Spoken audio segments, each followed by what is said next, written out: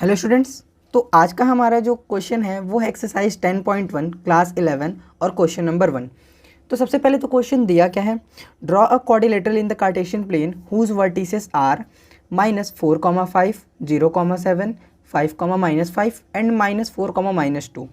तो सबसे पहला काम हमारा क्या है कि ये एक क्वाड्रिलेटरल के वर्टिसेस के कोऑर्डिनेट्स दिए हुए हैं, हमें इसको एक कार्टेशियन प्लेन पे प्लॉट करना है, साथ ही साथ इस क्वाड्रिलेटरल का हमें एरिया भी फाइंड करना है। तो सबसे पहला जो हमारा काम होगा, हम इसको कार्टेशियन प्लेन पे प्लॉट करेंगे।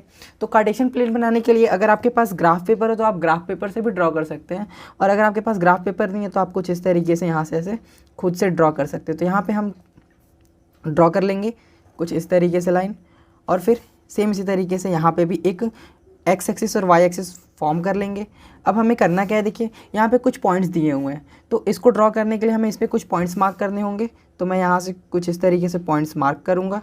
तो यहाँ पे 1, 2, 3, 4, 5, 6, सिमिलरली 1, 2, 3, 4, 5, 6।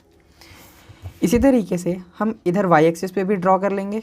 तो यहाँ से 1, 2, 3, 4, 5, 6, और क्योंकि अगर हम वाई एक्सिस पे देखें तो हमें वाई एक्सिस पे 7 तक जाना है, तो इसलिए हम इसको 7 तक ड्रॉ करेंगे।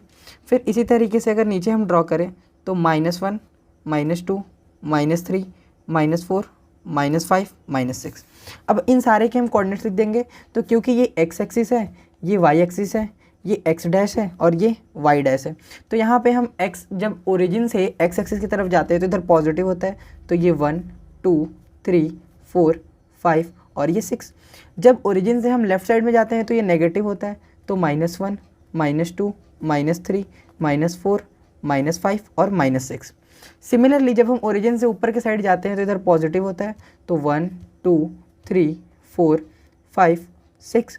और इसी तरीके से जब हम ओरिजिन से नीचे के साइड आएंगे तो वाई एक्सिस पे नेगेटिव पॉइंट्स लेंगे। तो -1, -2, -3, -4, -5 और -6। इस तरीके से ये हमारा कार्टेशियन प्लेन फॉर्म हो गया। अब हमें इस पे इन सारे पॉइंट्स को प्लॉट करना है।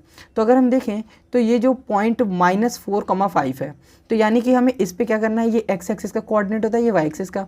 तो अगर हम एक्स एक्सिस पे देखें तो हमें -4 यूनिट चलना है। तो जब एक्स एक्सिस पे हम -4 यूनिट चलेंगे तो हम इधर के साइड आएंगे, और वाई एक्सिस पे हमें कितना चलना है, तो 5 यूनिट। तो यहाँ से हम यहाँ से परपेंडिकुलर डिस्टेंस लेंगे, तो कुछ इस तरीके से ये यहाँ पे आएगा।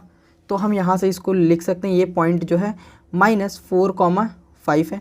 सिमिलरली इसी तरीके से हम देखें तो 0,7, तो एक्स एक्सिस पे हमें कितना चलना है, 0 यूनिट। तो हम एक्स एक्सिस पे 0 यूनिट जब चलेंगे तो हम यहाँ पे आएंगे, क्योंकि हमारा यहाँ पे जो कोऑर्डिनेट होता है वो 0,0 होता है। फिर वाई एक्सिस पे हमें कितना चलना है, 7 यूनिट। तो 0 से जब 7 पे चलेंगे तो यहाँ पे हमारा पॉइंट 7 है। तो ये हम कुछ इस तरीके से यहाँ पे ये 0,7 हमारा पॉइंट आ जाएगा। और फिर इसी तरीके से नेक्स्ट जो कोऑर्डिनेट है वो 5,-5 है। तो यानी कि हमें एक्स एक्सिस पे 5 चलना है और वाई एक्सिस पे -5 चलना है। तो ये कुछ इधर इस तरीके से आप स्ट्रेट लाइन जब फॉर्म करेंगे तो ये यहाँ पे कुछ ऐसा आपको मिलेगा, 0.5, अब इसी तरीके से -4, -2 चलना है, यानी एक्स एक्सिस पे हम -4 यूनिट चलेंगे और वाई एक्सिस पे -2। तो ये जो है हमें कुछ इस तरीके से यहाँ पे मिलेगा। तो हमें यहाँ पे मिल गया, सारे कोऑर्डिनेट्स हमने प्लॉट कर लिए। अब हमें करना क्या है, हमें ये क्वाड्रिलेटरल ड्रॉ करना है। तो ये क्वाड्रिलेटरल ड्रॉ करने के लिए अगर हम लेट कर लें कि ये जो कोऑर्डिनेट है ये पॉइंट ए का है, ये पॉइंट बी का है, ये पॉइंट सी का है और ये पॉइंट डी का है। तो ये हमारा पॉइंट ए हो जाएगा, फिर ये हमारा पॉइंट बी हो जाएगा, और यहाँ पे पॉइंट सी हो जाएगा, और ये पॉइंट डी हो जाएगा, और हमारा क्वाड्रिलेटरल ABCD फॉर्म होगा। तो अगर हम देखें तो ये इन दोनों पॉइंट्स को पहले ज्वाइन करेंगे AD, फिर इसी तरीके से AB को ज्वाइन करेंगे। तो जब हम AB को ज्वाइन करेंगे तो ये कुछ इस तरीके से यहाँ पे, फिर जब हम BC को ज्वाइन करेंगे तो इधर ऐसे ज्वाइन होगा, और सेम इसी तरीके से जब हम DC को ज्वाइन करेंगे तो ये कुछ इस तरीके से इधर ज्वाइन होगा। तो ये हमारा क्वाड्रिलेटरल फॉर्म हो चुका है ABCD। अब हमें बोला हुआ है इसका एरिया फाइंड करना है। तो एरिया फाइंड करने के लिए हमने फार्मूला पढ़ा हुआ था, और वो फार्मूला क्या था, तो देखिए जब भी अगर हमने जो फार्मूला पढ़ा हुआ है इसमें वो है ट्रायंगल का एरिया ऑफ ट्रायंगल। तो एरिया ऑफ ट्रायंगल का फार्मूला हमने पढ़ा क्या हुआ था, तो देखिए इसके लिए हमें क्या होना चाहिए, हमें सबसे पहले कुछ चीज़ें पता होनी चाहिए। जैसे ये ट्रायंगल कोई ए बी सी है। ए का coordinate x1 comma y1, B का कोऑर्डिनेट x2 कॉमा y2 और सी का कोऑर्डिनेट x3 कॉमा y3 ऐसा गिवन होगा, तो हम इस टाइम पे जो एरिया ऑफ ट्राइंगल लिखेंगे वो होगा 1/2 मॉड ऑफ, सबसे पहले जब हम x1 टेक करेंगे तो यहाँ पे x1, और हम x1 टेक करें तो हम यहाँ पे क्लॉकवाइज इसका डायरेक्शन लेंगे, और फिर इसके बाद अगर हम देखें तो जब हम x1 टेक करेंगे तो यहाँ पे हमने x1 टेक किया, तो भी इस टाइम पे हम x1 की ये जो y1 वाला कोऑर्डिनेट इसको छोड़ करके y2 माइनस y3 करेंगे, तो ये y2 माइनस y3 प्लस, अब हमने x1 टेक कर लिया, अब x2 टेक करेंगे तो प्लस x2, जब x2 टेक करेंगे तो बचा क्या, y3 और y1, तो हम इसको लिखेंगे y3 माइनस y1 प्लस, अब हमने x1 टेक कर लिया, x2 टेक कर लिया, अब यहाँ पे x3, तो यहाँ पे x3 को टेक करेंगे, तो जब हमने x3 टेक कर लिया तो y3 माइनस x3 का ये y3 वाला कोऑर्डिनेट छोड़ देंगे, y1 माइनस y2, तो ये y1 माइनस y2। कुछ इस तरीके से हमारा एरिया ऑफ ट्रायंगल हमने पढ़ा हुआ है। इसी एरिया ऑफ ट्रायंगल का यूज़ करके हम एरिया ऑफ क्वाड्रिलेटरल फाइंड करेंगे। कैसे, तो देखिए हम यहाँ से इस क्वाड्रिलेटरल को 2 ट्रायंगल्स में डिवाइड कर सकते हैं, ठीक है। तो अगर हम इस तरीके से एक डॉटेड लाइन फॉर्म करें जो कि इमेजनरी होगी, जो हमने फॉर्म किया है अपने कन्वीनियंस के लिए, तो यहाँ से अगर हम देखें तो ये जो एरिया ऑफ क्वाड्रिलेटरल ABCD हम यहाँ से लिख सकते हैं area of quadrilateral ABCD is equal to area of triangle.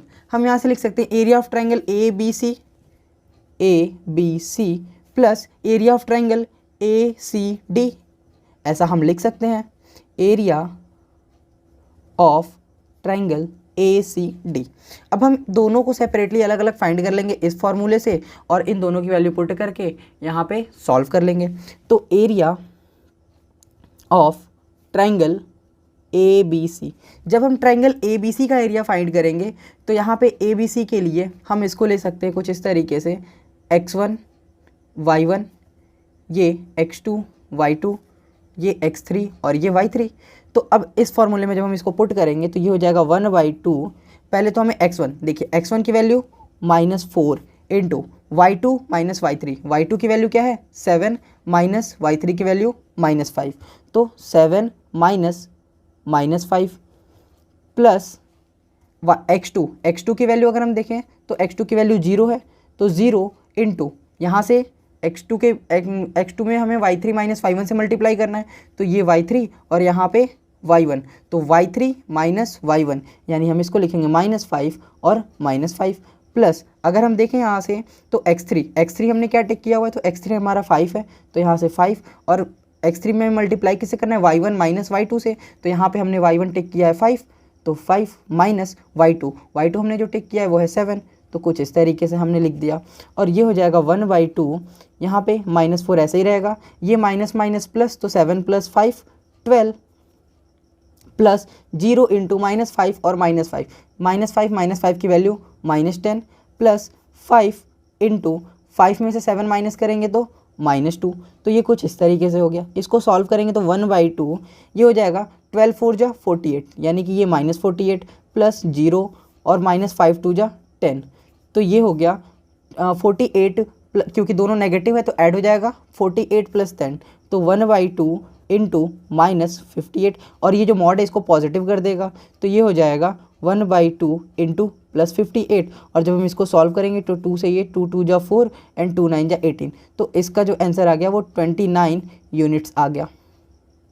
अब इसी तरीके से area of triangle ACD find करेंगे, तो यहाँ पे हम लिख सकते हैं area of triangle ACD is equal to 1/2 into, देखिए सबसे पहले हम क्या करेंगे, अब यहाँ पे ACD के लिए कर रहे हैं, तो ये x1 y1, ये x3 y3, हम इसको x2 y2 मान लेते हैं, ऐसे हमारा ये दोनों ऐसे ही रहेगा, और इसको हम x2 y2 मान लेंगे, तो ये x1 y1 x2 y2 और x3 y3।